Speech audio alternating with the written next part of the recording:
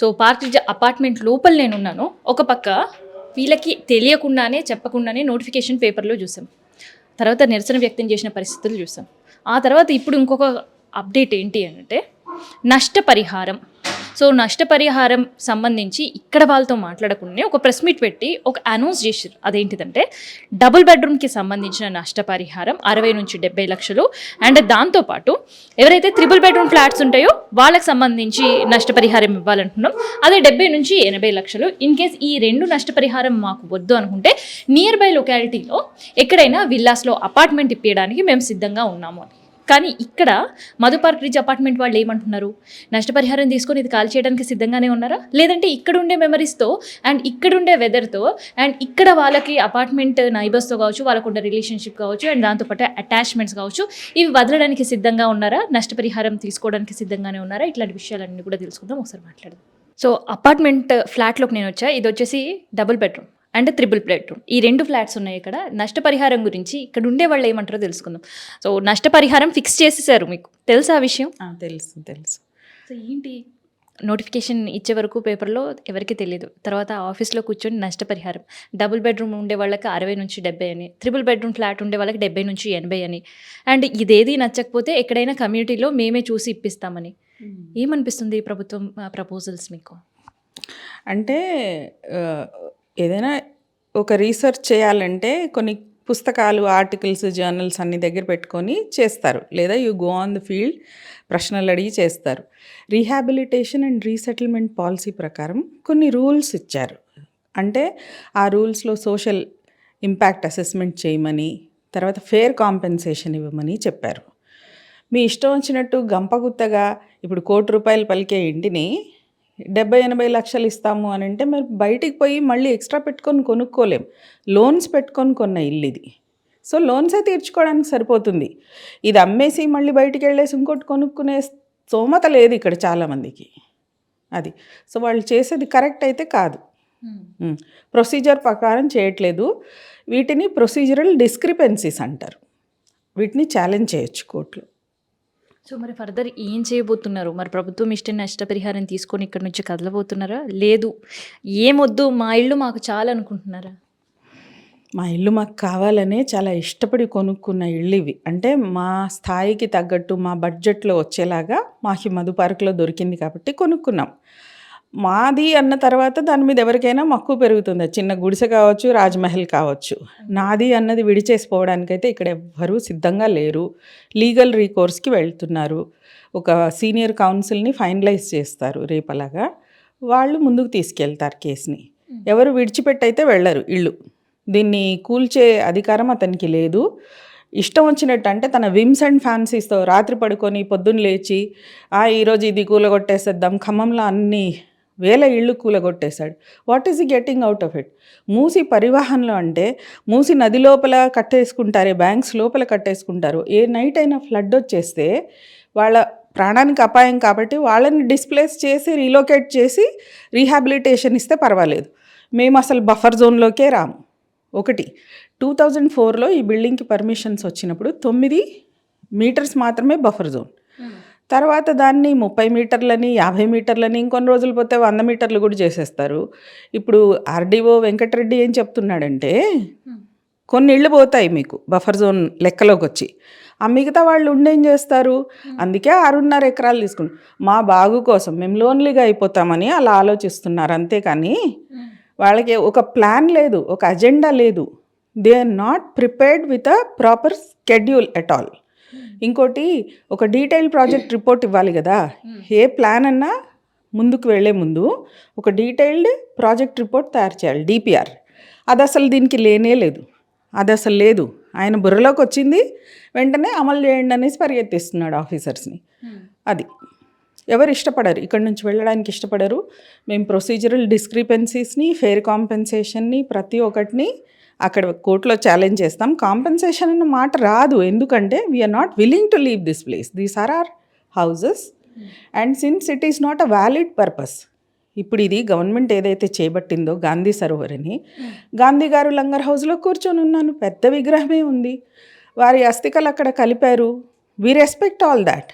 కానీ ఇంకొక విగ్రహం పక్కనే పెట్టడం ఏంటి? హాస్యాస్పదం. It's funny. సో లేని మనిషి అంటే ఒక మనిషి మన ఫ్రీడమ్ ఫైటర్ అని అనుకుంటారు కాబట్టి ఆయనదో విగ్రహం ఉంది. మళ్ళీ ఆ విగ్రహం పక్కన ఇంకో పెద్ద విగ్రహం నిల్చొని నడిపించినట్లు, తర్వాత అక్కడ ఒక టెక్స్టైల్ పార్క్, ఒక జెయింట్ వీల్, ఇవేమైనా వ్యాలిడ్ పర్పసెసా? ఇవి కాదు కదా. ప్రజలకి 100 మంది డిస్ప్లేస్ అయితే ప్రజలకి ఉపయోగపడే పని ఏదైనా చేస్తే దానికి అర్థం ఉంది. అప్పుడు పరిస్థితుల్లో కూడా దీనికి ధీటుగా ఏదైనా రీలొకేషన్, రీహాబిలిటేషన్ చూపించాలి, అంటే పునరావాసం కల్పించాలి. 100 మంది ఫ్యామిలీ డిస్ప్లేస్ అవుతుంటే కంపల్సరీగా సోషల్ ఇంపాక్ట్ అసెస్మెంట్ చేయాలి. ఇక్కడ 450. సో చేయాలా వద్దా? చేయాలి కదా. అది ఎన్ని ఎకరాల విస్తీర్ణంలో ఈ మధు పార్క్ రిడ్జ్ ఉంది? 6.5 అమ్మా, 6.5 acres. So 6.5 acres. ఒకప్పుడు ఈ ల్యాండ్ వాల్యూ ఏంటో మీకు తెలుసు, నాకు తెలుసు. కానీ ఇప్పుడు ఈ ల్యాండ్ వాల్యూ కోట్లలో పలుకుతుంది. సో గాంధీ సరోవర్ కోసమేనా, లేదంటే మిగతా యాక్టివిటీ కోసం ఏమైనా ప్రభుత్వం ఈ ల్యాండ్ తీసుకోవాలనే ఆలోచనలో ఉందనిపిస్తుందా? నేను ఆల్రెడీ వేరే మీడియాలో చెప్పాను. ఒక డ్రోన్ వీడియో షూట్ చేశారు ఎవరో పొరపాటున. అంటే వాళ్ళు ఏదో సంతోషానికి షూట్ చేసుకున్నారు, మేము ఇంత పచ్చదనంలో ఉంటున్నామని. అది వెళ్ళి ఈ వెస్టెడ్ ఇంట్రెస్ట్ గ్రూప్స్ ఉన్నాయి కదా, వాళ్ళ కళ్ళల్లో పడింది. ఈ ల్యాండ్ని ఎట్లయినా అక్వైర్ చేసుకోవాలి అనేసి దాదాపు 30 మంది వచ్చారు రకరకాల పేర్లతో. మేము గవర్నమెంట్ ఆఫీస్ నుంచి వస్తున్నాము అని అంటే లాస్ట్ వైస్ ప్రెసిడెంట్ గారు సుబ్బలక్ష్మి గారని ఇప్పుడు అమెరికాలో ఉన్నారు, వచ్చేస్తారు ఆవిడ ఏప్రిల్లో. ఆవిడేం చెప్పారంటే, ఎవరెవరు వస్తున్నారండి అంటే ఒక ఐడి కార్డ్ కానీ, ఒక ఆర్డర్ కాపీ కానీ, నోటీస్ కానీ ఏదైనా తీసుకొని వస్తేనే గేట్ లోపలికి రానివ్వండి. వాళ్ళకన్నీ మన లింక్ డాక్యుమెంట్స్, మన ప్రతిదీ రిజిస్ట్రేషన్ కాపీస్ అన్నీ చూపించేశారు, పర్మిషన్స్ చూపించేస్తే అవన్నీ ఆ 30 మందిని అయిపోయాక స్టాప్ చేశారు. ఆ తర్వాత ఆర్డీ వచ్చి మీరు సరిగ్గా ఇస్తే ఇచ్చారు, లేకపోతే మేము ఎలాగైనా తీసుకుంటామన్నాడు. That was not good at all. How can somebody enter private property? అంటే డాక్యుమెంట్స్ గురించా, లేదంటే ఇల్లు మీరు ఇస్తే తీసుకుంటాం, లేదంటే మేము ఎట్లయినా తీసుకుంటాం అనే దమ్కియా? డాక్యుమెంట్స్ కాదు తల్లి, మొత్తం 6.5 acres మీరు ఇస్తే ఇచ్చారు. హైడ్రా అప్పుడు గాంధీ సరోవర్ అన్నది పుట్టలేదు ఇంకా అప్పుడు బుర్రలో. హైడ్రాతో స్టార్ట్ చేశారు. అది బఫర్ జోన్ పెంచుకుంటూ యువతలకు వచ్చేసరికి ఒంటి స్తంభంలాగా మాదో పిల్లర్ మిగిలిపోతుంది అనమాట. ఒకటో రెండో మిగిలిపోతున్నాయి, పోవట్లేదు. కొన్ని పోతున్నాయి, కొన్ని పోవట్లేదు. సగం ఇచ్చి సగం ఏం ఉంచుకుంటారు మీరు సరిగ్గా ఇస్తే, అంటే మర్యాదగా ఇస్తే ఇచ్చారు, లేకపోతే మేము అక్విజిషన్లో ఎలాగో తీసుకుంటాం, we know how to take it అన్నాడు. అంటే ప్రైవేట్ ప్రాపర్టీలో ఒక గవర్నమెంట్ ఆఫీసర్ దూరి వచ్చి ఇన్ఫార్మల్ మీటింగ్ అన్న పేరుతో, he didn't have a formal copy of legal notice, order, anything. ఆయన వచ్చారు. ఇక్కడ వాళ్ళు ఎవరు మిస్బిహేవ్ చేయలేదు, చాలా మర్యాదగా మాట్లాడారు. సార్ మీరు ఏదైనా గవర్నమెంట్ కాపీతో రండి, ఒక పేపర్తో రండి, మీకు కావాల్సిన ఇన్ఫర్మేషన్ అంతా ఇస్తాం, ఎన్ని ఎకరాలు ఉంది అది ఇది మొదలుపెట్టారు. ఆయనకు తెలియక కాదు, ఆల్రెడీ తెలిసిపోయింది, అన్ని స్క్రీన్ షాట్లు పట్టుకెళ్ళిపోయారు. అడిగితే వీళ్ళు అన్నారు, లేదు మేము ఇవ్వము, మీరు ఒక ఆర్డర్ కాపీతో రండి, మేము ఇస్తాము. అంటే మామూలుగా ఇస్తే ఇచ్చారు, లేకపోతే we know how to acquire it అన్నాడు. అనగానే నేను ఇంకా కొంతమంది లేచేసాం. ఆ మీటింగ్ ఇంకా మేము మాట్లాడాల్సిన అవసరం లేదు, because he is trying to tell us ఇది డెమోక్రసీ కాదు మీ మొహము, ఇది డిక్టేటర్షిప్. సీఎం గారికి నిద్రలో ఏదైనా కలొచ్చి ఇక్కడ ఒక ఉయ్యాలు ఉంది, ఇక్కడ ఒక రంగుల రాట్నం ఉంది అనగానే చిటికేస్తే 450 మంది మ్యాజిక్ లాగా మాయమైపోతారు అని అనుకుంటున్నారు. ఇట్స్ అ డిక్టేటర్షిప్ అనేసి ఆయన తొడగొట్టి వెళ్ళాడు. ఇంత డ్రామా అయ్యింది దీని వెనకాల. అప్పటికి మా వాళ్ళు చక్కగా టీ బిస్కెట్లు ఇచ్చి మర్యాదగా సాగనంపారు. ఎవరు కూడా రూడ్గా మాట్లాడలేదు, గట్టిగా మాట్లాడలేదు. సింపుల్గా ఒకటే చెప్పాం, come with some government authentic copy, then will provide the details అని చెప్పి. అంటే ఇప్పుడు మీ ఇల్లు కోసం నష్టపరిహారం వద్దు, లీగల్గా మేము ఫైట్ చేస్తాం అనే స్టాండ్ పైన ఉన్నారా? అంతే, everybody is on that particular stand. They don't want to go back on it. అందరు యునైటెడ్గా ఒకటే అంటున్నారు, ఏంటంటే మా ఇళ్ళు మేము కాపాడుకోగలం, because you are not following government procedures. అది ఇప్పుడు ప్రస్తుతం ఉన్న రేవంత్ రెడ్డికి అగెన్స్ట్గా ఈ ఏప్రిల్ అసెంబ్లీ సెషన్లో నో కాన్ఫిడెన్స్ మోషన్ తెస్తారో వాళ్ళు అతని గవర్నమెంట్ని పడగొట్టే సత్తా ఉండే వాళ్ళకి, మా ప్రైవేట్ ప్రాపర్టీస్ కాపాడి మంచిగా చూసుకునే వాళ్ళకైతేనే మేము ఓటేస్తాం. ఆల్ 2000 పీపుల్ ఓట్స్ ఆ గవర్నమెంట్కే వస్తాయి. నెక్స్ట్ ఎవరైతే మాకు హామీ ఇస్తారో, మా ప్రాపర్టీకి ఏమీ హాని లేదు అని హామీ ఇస్తారో వాళ్ళకే ఓటు వేస్తాం. ఇంకొక మెసేజ్ టు రేవంత్ రెడ్డి, ఆశా వర్కర్స్కి 18,000 జీతాలు డిమాండ్ చేస్తున్నారు. అవి ఇవ్వు. లక్షల కోట్లు అప్పు తెచ్చి, వేల కోట్లు అప్పు తెచ్చి, అది మళ్ళీ మా పుట్టబోయే బిడ్డల తల మీద అప్పులాగా ఉంచి నువ్వు చక్కగా చేసి వెళ్ళిపోతావు ప్రోగ్రామ్ని. నెక్స్ట్ అప్పు తీర్చేది ఎవరు? కాబోయే పౌరులు, ఇప్పుడు ఉండే పౌరులు. This is all not necessary. Developmental activities అంటే ఏంటో నీ థింక్ ట్యాంక్ని అడుగు, if you have a think tank. ఎవరైనా ఏ సీఎం అయినా ముందుకెళ్లే ముందు he has a think tank. IAS officers, advisers అందరూ ఉంటారు, ప్రొఫెసర్స్. నువ్వు ఎవరిని కన్సల్ట్ చేయట్లేదు అంటే సోలో డెసిషన్స్ అన్నీ. సో యూ పే, జీతాలు పే చేయి అందరికీ, టీఏడిఏలు ఇవ్వు, పెన్షన్స్ ఇవ్వు, గ్రాట్యుటీ అవన్నీ ఇవ్వు, పెన్షనరీ బెనిఫిట్స్. ఏవైతే ఇంపార్టెంటో అవి చెయ్యి, ఏవైతే వింసికలో అవి చెయ్యకు.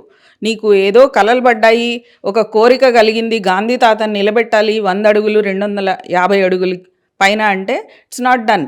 ఆ రివర్ బెడ్ సాయిల్లో అంత పెద్ద స్ట్రక్చర్ చేయడానికి చాలా లోతుగా వెళ్ళాలి, which increases the cost of construction. Why are you doing all this? ఎవరి కోసం చేస్తున్నావు? మంచి ఏదైనా చేయగలిగితే, లేకపోతే దిగిపోయి ఇంటికి వెళ్ళి కూర్చొని వ్యవసాయం చేసుకో, లేదా రియల్ ఎస్టేట్ చేసుకో, కానీ గవర్నమెంట్లో ఉండి రియల్ ఎస్టేట్ చేయకు. సో గాంధీ వారసులు కూడా ఇది కరెక్ట్ కాదు, ఇంతమంది. తుషార్ గాంధీ చెప్పారు, had Gandhi been alive he wouldn't be happy about this. ఆ ప్రశ్న మేము ముందే అడిగాం. గాంధీ గారు ఉంటే అసలు ఈ 450 మందిని పక్షుల్లాగా ఎగరగొట్టేసి ఇక్కడ గాంధీ సరోవర్ కట్టడం ఆయన ఒప్పుకునేవారు కాదు. ఆయన అహింసవాది. ఇంకోటి పక్షులంటే గుర్తొచ్చింది, ఒక స్ట్రే డాగ్ని అది పుట్టిన చోటు నుంచి వేరే చోటికి రీలొకేట్ చేసేసేయడం, కంప్లీట్లీ న్యూ ప్లేస్కి పెట్టడము, దాన్ని చంపడం కన్నా పెద్ద క్రైమ్ యానిమల్ యాక్ట్ రూల్స్ ప్రకారం. అంటే యానిమల్స్కి రూల్స్ ఉన్నాయి, మనుషులకి ఉన్నాయి, దేనికి ఏది వర్తించదు ఆయనకు, అసలు దేనికి ఏం సంబంధం లేదా. ఇష్టం వచ్చినట్టు చేసుకుంటూ పోతే ఏ మధ్యతరగతి ప్రజలైతే బుద్ధి లేకుండా కాంగ్రెస్కి ఓటేశారో అప్పుడు మూసి ప్రవాహంలో ఉన్న ఇళ్ళు కూలగొడితే, బ్యాంక్ మీద ఉన్న 10 లక్షల ఇల్లు కూలగొడితే ఒక ఆవిడ అన్నది, రేయ్ మీ చెప్పులతో మీరు కొట్టుకోండి రా ఎవరికైతే కాంగ్రెస్కి ఓటేశారో అన్నది. కొట్టుకోండి, ఎవరైతే వేశారో కొట్టుకోండి నిజంగానే. ఈ మధ్యతరగతి ప్రజల ఓటు, ఒక ఓట్ని ప్రతి పౌరుడు డబ్బులు తీసుకొని వేస్తే రోజుకి రూపాయో 2 రూపాయలకో అమ్ముకునే ఓటుని మీరు ఎంత విలువైందో మీకు తెలీదు పౌరులుగా. ఆ ఓట్ని అమ్ముకొని కూర్చున్నందుకు ఈరోజు ఎవరు పడితే వాళ్ళు వచ్చేసి ఎట్లాంటి పడితే అట్లాంటి పనులు చేసేసి రియల్ ఎస్టేట్ చేసి ఇళ్ళు కూలదోయడం ఏమైనా డెవలప్మెంటా? అసలు నువ్వు పర్మిషన్స్ ఇచ్చే ముందే why don't you plan the city properly? ఇక్కడ కట్టుకోవద్దు, ఇంత మేరకు కట్టుకోకూడదు అని చెప్పి పర్మిషన్ ఇవ్వకూడదు. పర్మిషన్స్ ఇచ్చారు, ట్యాక్సెస్ పే చేయించుకుంటున్నారు, ఆ చివరికి వచ్చి నిద్ర లేకుండా చేశారు 1 year నుంచి ఇల్లు కూలగొడతామని. మంచి పని చేయి, ఇవ్వవలసిన జీతాలు పెన్షన్స్ ఇవ్వు. రాహుల్ గాంధీకి 1000 కోట్లు ఇవ్వగలిగిన వాడివి గాంధీ సరోవర్ని ఇంటి వెనకాల కట్టించుకో, పడవలు పెట్టించుకో అక్కడ. సో ఇప్పుడు ఏదైతే ఫ్లాట్లో మనం ఉన్నామో, సో ఇది హాల్ అండ్ ఈ రైట్ సైడ్ కనిపిస్తుందిగా ఇది ఒక బెడ్రూమ్, అండ్ ఎదురుగా డోర్ వేస్ ఉంది కదా అదొక bedroom, and to left kitchen ఉంటుంది అండ్ అటువైపు చిన్న బాల్కనీ. సో చాలా బ్యూటిఫుల్ లొకేషన్. అండ్ దాంతోపాటు దాదాపు 1200 పైన ఎస్ఎఫ్టీతో ఉండడం అండ్ ప్రైమ్ లొకేషన్లో ఉండడం, చాలా హ్యాపీగా ఉండే వాళ్ళకి, పొల్యూషన్ ఫ్రీగా ఉండే వాళ్ళకి ఇప్పుడు అనవసరమైన లేనిపోని పొల్యూషన్ ప్రభుత్వం క్రియేట్ చేసి కంటి మీద కునుకు లేకుండా చేస్తుంది. సో నష్టపరిహారం ఇస్తా అన్నా కూడా మీరిచ్చే నష్టపరిహారం మాకు అస్సలే వద్దు, మీరు ఎన్ని లక్షలు ఇచ్చినా కూడా మా ఇల్లు మాకే చాలు అని స్టాండ్ పైన ఉన్నారు. లీగల్ ఫైట్ చేయడానికి సిద్ధమవుతున్నారు.